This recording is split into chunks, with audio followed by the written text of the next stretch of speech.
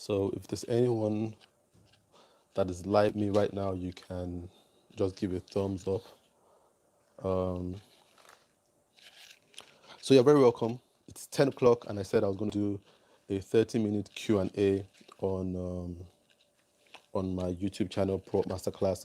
If you're new to this channel, then you're very welcome to this Q&A session. As a matter of fact, this is the first. This is going to be the first video I'm going to be this year. It's actually going to be the first. So Happy New Year to everyone, to the new subscribers. Happy New Year to the old subscribers. Happy New Year. I'm really excited about this year. It's 2021. So in case you're watching this and you're watching this way into the future, maybe you're in 2030 right now or 2050. This video was made in 2021. So when I'm saying Happy New Year, I'm saying Happy New Year in 2021. I think we have one person with us right now, and that's cool. So I'm just going to give a brief background to why I'm doing this Q&A session. Now, technically, I'm on vacation. I normally start my year very slowly, and so a lot of people rush into the year, a lot of people jump into the year, but I start my year pretty slow, and that's for a reason, and that's because I end my year on a high. My year gets more active as the months go by. So January is less active than February for me. By the time I get into June, there's a lot of activity. By the time I get into December, it's way more activity. I think December is my most active time as a business person. So I get very active in December. And so by the end of December, New Year, I'm already tired. And I decided to take January off to relax, to pretty much retreat and get myself together and focus and pray and get, know what I want to do for the year. So right now I'm in vacation mode, and I'm not very used to being in vacation mode. So I decided, okay, for this last few weeks of January, because January is coming to an end, I want to spend this week talking to designers and answering questions and getting back into that vibe of doing videos and creating content. So I'm making this content today for you, my subscribers, and both new and old subscribers. And I'm going to be taking your questions, and this is going to be 30 minutes. Now, I'm not sure if I'm going to be doing this every day. I'm going to see how today goes and what the response is like, and we'll see if I can do this for a week, give you tips and answer your questions for 30 minutes. Let's see how much we can get done in 30 minutes. So if you have a question, you might want to send it. Fastest finger, we will address that question. If you don't have any questions, I might just take questions from the barrage of questions I get from designers every day. So once again, welcome. We have some people. I want to check who we have on our live chat. But if you're up right now, you can just send a message or put a thumbs up or tell me you're live, or just introduce yourself or whatever it is, and we can get started. It's 10:04 right now, so I'm going to set my alarm for 30 minutes. So when this alarm goes off, then we'll end it for today.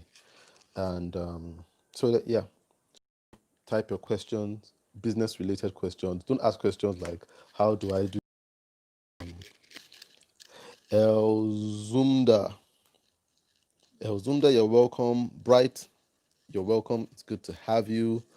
Bright is very, very conversant on this platform, so it's very good to have you. Happy New Year to Elzumda. Happy New Year to Bright also. Yeah. So as I was saying, if you do have any design related questions, please feel free to ask.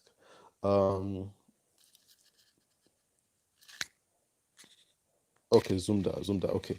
All right. So any questions, throw it in. The first question will be addressed. If you have time for the second question, Jimmy Fix. Very good to have you too, Jimmy. Yeah, Jimmy's a good friend of mine. How do you handle clients who suddenly start asking the options of so many external people, opinions of so many external people in a logo design project. So Jimmy is asking a very good question. How do you handle clients who suddenly start asking the opinions of so many external people in a logo design project? Now that's a very frustrating thing. To be honest with you, personally, I don't like to work with clients like that ask too many opinions. And I've done a video like that in ProUp Masterclass, and in that video, I kind of talked about 7 red flags you should watch out for when you are working with a client. 7 red flags you might want to watch out for when you're working with a client. So one of the red flags is when you have a client that is asking the opinion of too many people. So you have somebody that you want to design a logo for, and this person, you show the person the logo, and the person says, okay, let me show this to my wife. And after showing it to their wife, say, okay, I'll show this to my pastor. After showing it to your pastor, I'll show it to my brother. Now that can be very frustrating. And you need a client that has a mind of his own or a mind of our own. That makes the work seamless. Now, I think addressing this particular problem, this challenge of a client that asks for too many opinions, when you present a job to them, it might be a logo design, it might be a brochure design, it might be a website design, and this person is saying, I have to ask for this person's opinion. I think it's a foundational problem. And when I say foundational problem, it's something that you must try to iron out from the beginning of the project. So one of the questions you need to ask a client when going into a project or signing up a contract with a client or saying, look, you want to take on this project, is by asking the client, is this a partnership, or are there other people I'm going to be communicating with or having? You need to ask that question. A lot of designers don't ask that question. When I started out, I never asked that question until I met this stumbling block of a client saying he needs to ask his wife, he needs to ask his children, he needs to ask his brother and stuff about whether the logo is good or not. Now you need to ask the client, is there any other person, any other decision maker in this company? Are you the sole decision maker? Are you even the decision maker to start with? You understand? And when the client says, oh no, it's just me. You understand? Just me. I don't have any other partner. I don't have any other this. Then you need to take that down and get that down from the client. That the client has said is just now. You must have it in mind that just because the client says they are the only ones you'll be dealing with doesn't mean that's the reality. But at least you prepare the client's mind for the fact that he's just the person you are willing to interact with and get feedback from. You set that client's mind in motion for that you are only willing to interact with him or her at that point in time. So when you ask the client that question and the client says it's just them, then you know that you've established that fact that it's just one client. If the client says, oh, I have this partner, I have a partner, it might be his wife, it might be someone else's friend, you must be willing to get the person on board. And they might say, oh, this person is not around, he doesn't have time. You must be patient enough to say, okay, when will this person have time? When can we get this person on board too, so that we can all talk about this project together?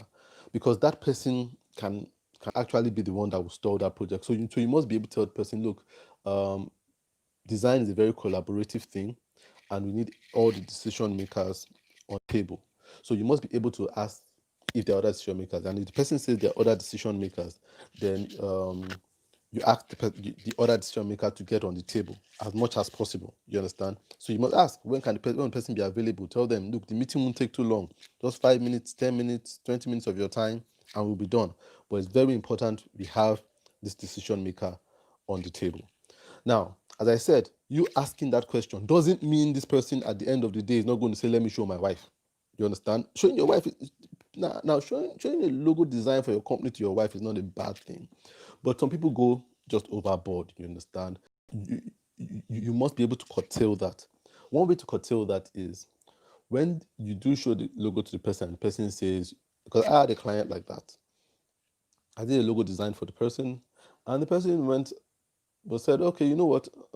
I like it, but let me show it to everybody that works for me. Show it to my staff. And that created a problem. Because at the end of the day, There were some people that liked it and some people that didn't like it.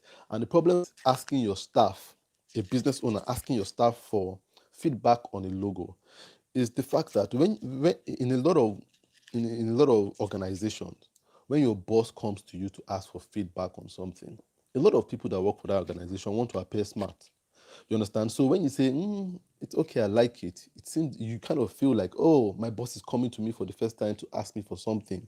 If I tell him it's okay, I like it, doesn't really make me seem smart.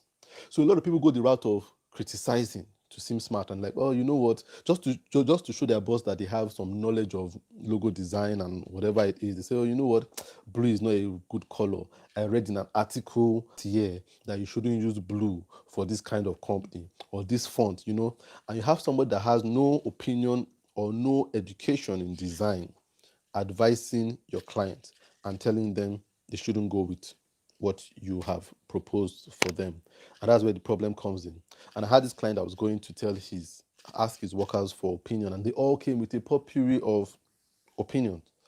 And he came back to me and told me, look, you know what? People don't like it. They don't like it. They told me this font looks like this logo they have seen before. This thing, this icon looks like this. And the client that was kind of openly and positively disposed to this logo in the end became very defensive and was like, I don't like it anymore because my staff doesn't like it. And I had to have a meeting with that client. And this is where you really need to talk with the client and let them know that they are stalling on the project, and let them know that you are the professional when it comes to this thing. And I had a meeting with him. I didn't get emotional. I just told him, look, you hired me for one reason. Why did you hire me? I said, because I saw your work. I liked your work. And like, because you trusted me as the professional, right? And he said, yes, I trust you as a professional and stuff. And I said, look, how many of these other people have design experience? And he said, well, they are my staff and I need to carry them along and stuff like that. And that way I really needed to tell him that he was the major stakeholder in this company. I told him, every single person you are looking at in your staff, look, a lot of them are going to leave. Very few of them are going to stay with you till you die. And I made him understand that, look, there's this thing about staffing. When you talk to your boss, you always feel like you need to give an opinion. You understand? A time needs to come when you need to step forward as the leader and say, this is what I've decided, and this is why I've decided this based on my interaction with a professional. You understand? And when I spoke to him about that, and at that point in time, I told him, you know what, this is the best logo I can recommend to you as a designer. This is the best I can recommend to you. You understand? Because I've done my research, my team has worked this thing. We've proposed this thing to you and we've told you the idea behind it. This is actually the best we can do. And you know what? We believe in this thing so much. We stand by it so much that we're willing to walk away from this project, refund your money back to you if you're not willing to go with it. Now, you see what I was able to do there it's almost like playing chess. You need to put the client back to the wall, because some people will never make a decision until it becomes kind of like life and death. So I kind of told him, you know what, you can listen to your guys and go and work with a cheaper designer that will do something less, that is not as good, and they'll be happy with it, but the world will not be happy with it. Your staff will be happy, and we will walk away. Or you can trust us and adopt this thing, and your clients will be happy, and your staff will get to live with it. This guy, just because I can't make up my mind. And in the end, he called me back and said, you know what, we're going with this thing. I made it known to my staff that, look, this thing is not a buffet. The client, the professional is coming to me with reason for why he's doing what he's doing. And he thought about it, and he went with the logo. You understand? So sometimes you need to let the client know, look, you're wasting time on this project going around asking for positions. When you make yourself seem like if you are always disposed, you're always available to make revisions, you're always available to work on this logo for the next 15 months, then the client is going to take time and continue to ask and ask and ask. But you must, at the point, say, I'm walking away from this thing, I'm refunding X amount for the time taken on this project. Then the client will realize that, look, I really am wasting time. I've had clients like that, and it always comes down to, you know what, if you're going to go around asking, sampling opinions, I'm walking away. When you get your opinion right, then you can come back. But for now, I'm willing to walk away from this project. And people make a decision when they realize what is at stake. So I hope that helps you, Jimmy, to deal with this client. You must let the client know that you have value for your time. Ajayi, you're welcome. Ajayi says one of the major challenges I'm having is getting clients, and that's what keeps you in business. You have all the skills and expertise, but no client. So, what ways can you advise in getting clients? That's a good question. Ajayi, I don't know if you're the one that sent me a message yesterday on WhatsApp, because someone sent me a message yesterday on WhatsApp asking me this very question of how do I get clients? You have the skill, you have the expertise. How do you get clients? Now that's a good question. The truth is, there you are very right when it comes to saying if you might have all the skills in the world, all the skill in the world, but if you do not, okay, I'm not the one that sent me the message on WhatsApp, okay, but it's good you're asking this question because I can send it to the person that sent me a message on WhatsApp. So now, if you have all the skill in the world, all the talent in the world, and you have no clients, then you're not in business. You understand? You really are not in business. What keeps you in business is profit. You understand? You have a skill, you can sell it, not just sell it, but make a profit from it. You understand? That's very important that you make money. Now, how do you get clients? First of all, there is the technical aspect or the technical route, you understand, of getting clients, where you get client by putting your work out there. That means you've done work, you've built a portfolio, and you show your portfolio on every platform that you are on. So you make sure your portfolio is seen on WhatsApp, seen on Instagram, seen on Facebook, seen on LinkedIn. You're always showing work. That's the technical route. You understand? That's the technical route, always showing your work. That's very important. That because the truth is that if you have expertise and you're not showing it, then nobody would see it. A lot of times clients are attracted to what they see. And you must always start from those you know and expand into those you don't know. Very important. Start from those you know, expand into those who you don't know. So a lot of people are not willing to start with their immediate network. They're not willing to start with their friends, their family, their neighbors, their church members, their, whatever it is. You must start with those people. A lot of people want to start with UAC, start with Unilever, start with Owando. Those guys, you can't start with them. It's a chain. It's a chain. You need to start with the known to then go on to the unknown. Nobody starts from the unknown and comes to the known. You understand? So you know what they talk about 6 degrees of navigation, whereby you say that there are 6 people between you and the person you want to get to. That means there are 6 people between me and Buhari, at most 6 people. Now, a lot of people want to jump those 6 people and just get to the people they want to get to. But you need to start with those people. That's what that 6 degrees of navigation means. So you must start with your brother. Your brother talks to his classmate talks to his uncle talks to his friend talks to his boss, and you have a job. You have a job to do for his boss. You understand what I'm saying? So you must be able to go through those 6 people. So have you appealed to the people in your immediate circle? You understand? Are those people seeing your work? Does your mom know that you're a good designer? Does your brother know you're a good designer? Does your cousin know you're a good designer? Before you start thinking of getting clients, let those people be your clients. Then those people will be your evangelist and talk about you. That's the same way Jesus did. Jesus started with the known, went to the unknown. You understand? So that is how movement starts. It starts with what you don't know, who you know to who you don't know. So technically, you must put your work out there. The people in your house must know that, look, my brother, my sister, man, that guy is the baddest designer out there. At least to them. You understand? You must be to them. Then they'll go and tell other people too. So that's the technical way, putting your work out there, putting your work on your social media platforms. And you must put it consistently. You understand? This mentality of I put up work 2 weeks ago. I don't need to put up this month anymore. I put up work 2 days ago. 2 weeks ago is even too far. 2 days ago, I don't need to put up work today. I think when you do that, I was telling the people I met, when you have that mentality of I put work up some days ago and I don't need to put it up. You take for granted a few things. And one of the things they're taking for granted is the fact that number one, you feel like you take for granted that people will remember what you're doing. And that's not true. The fact that I see you put up, if you need a logo, contact me today. You've taken for granted that when I do need a logo, I'll contact you because I will remember you. No, because the truth is they're not top of my priority at the time that I'm seeing that advert you're putting up either on Instagram or WhatsApp. There are a lot of people that I've seen on Instagram. Maybe they make t-shirts and I'm like, whoa, this guy's t-shirt is so. When I need a t-shirt, I'll come back and call this guy for a client.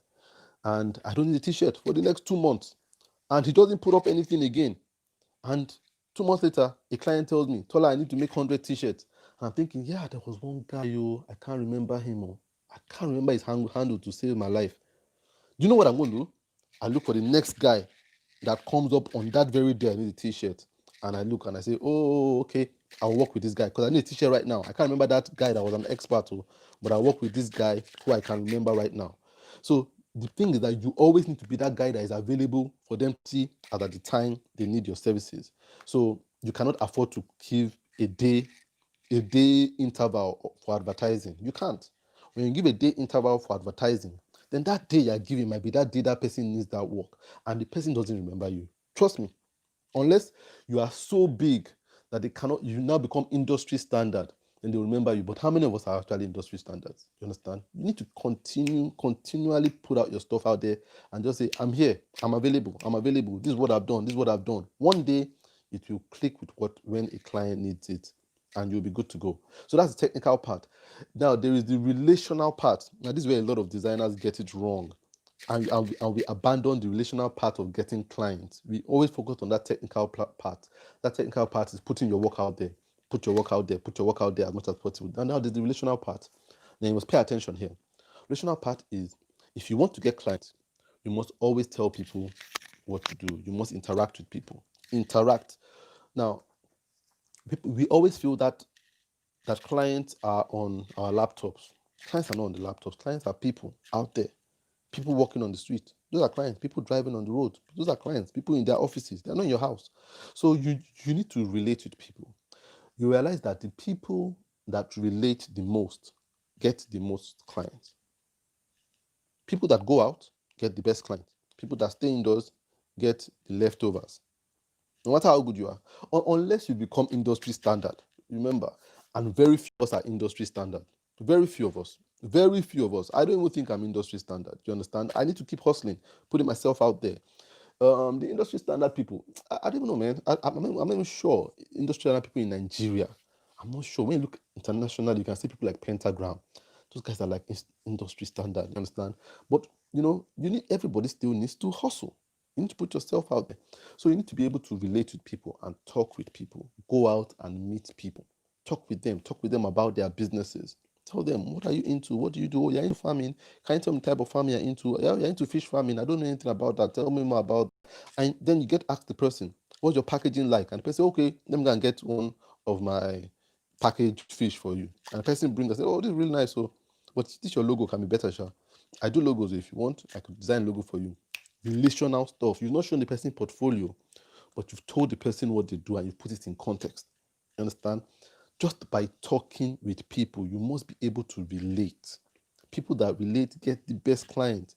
When people, and that's the thing, this introvert extrovert thing.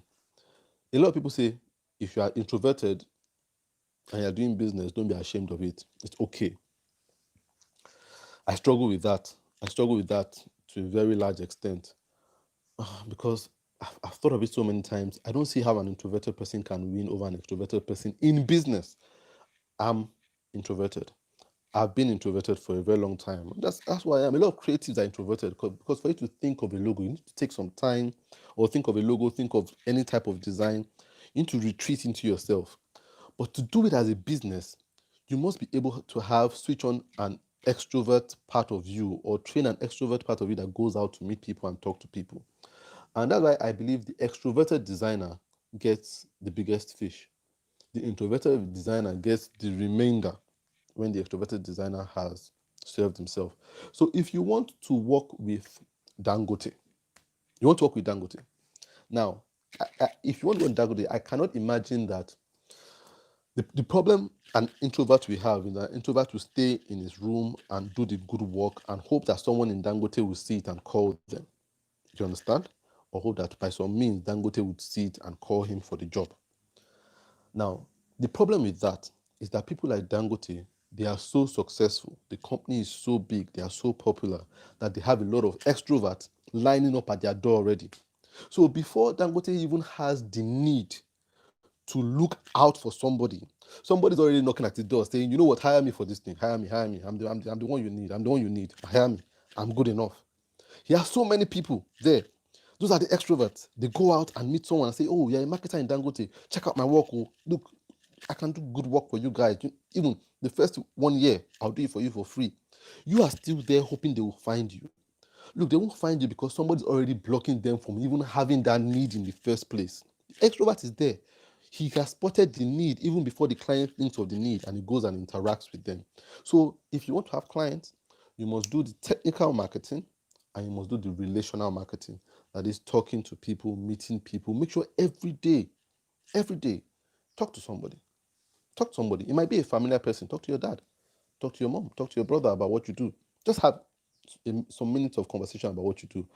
If you are lucky enough, talk to a stranger. You're in a bus, talk to a stranger. You're in an airplane, you're in the airport, talk to somebody. Ask them what they do and see how you can relate it to what you do. And you see that you have more clients at the end of the day.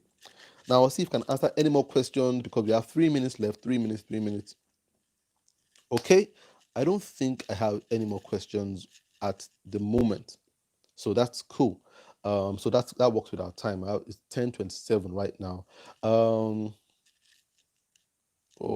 Ajayi is asking another question. Says, what do you think about sending proposals to potential clients you think you can work with? Let's see. Can I answer that in 3 minutes? I'll try. Sending proposals. It's good, no, not the best. Remember, work from the known to the unknown. That's always the strongest way.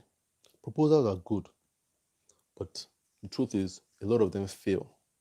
A lot of proposals fail.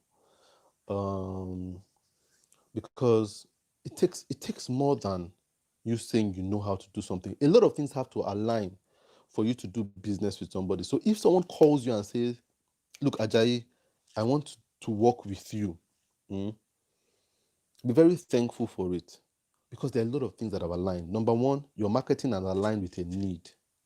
Number two, their need has aligned with their trust in you. That means they've seen their work and they trust it. Look, those things don't easily align. And that's the thing with proposals. A proposal is you saying I can do something. Now, you don't know at that point in time whether the company has that need or whether they have somebody feeling that need already. So it's hard. It's just you just taking a shot in the dark. A shot in the dark hardly hits anything. You understand? So it's hard. It's hard. As much you can send out proposals, but the thing, before you send out proposals, start with the people you have. You understand? Start with those you have around you. Talk with them. Do work for them. Do excellent work for them.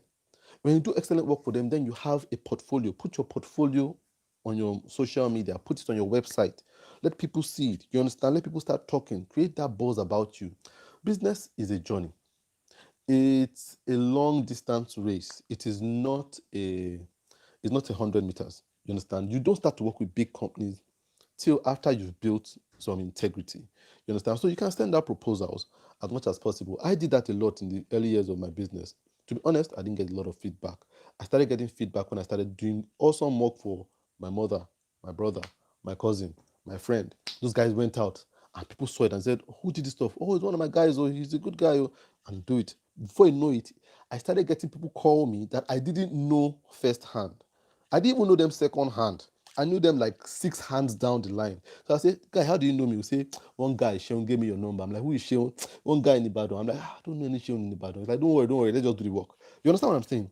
Because I don't know, Sheon knows one guy that knows one guy that knows me. You understand? And that is exactly how it works. So we're done. 30 minutes up. Well, the thing is, I'm looking to doing this every day. I'm open to doing this every day for the next 1 week. If you're good with that, you can put that in the comments or comment on that and just let me know if you're open to having that 30 minutes, 10 o'clock I'm good to having that, and let's see how it works. But thanks everyone for being a part of this. Thank you everyone that left a comment, and I appreciate it. Thanks a lot for being a part of this. If you've not subscribed to the channel, subscribe ProUp Masterclass. You get a lot of value from this class, from my classes and my videos. All right, so I'm looking forward to seeing everyone. Oluwatoyin, thank you for joining. Ajayi, thank you for joining. Babatunde Joshua, thank you for joining. You say every day is cool. Zumunda, thank you for joining. You're one of the first. I think if you're not the first. Bright Daniel, you are always available. Thank you for joining. I appreciate it. So hopefully see you guys tomorrow.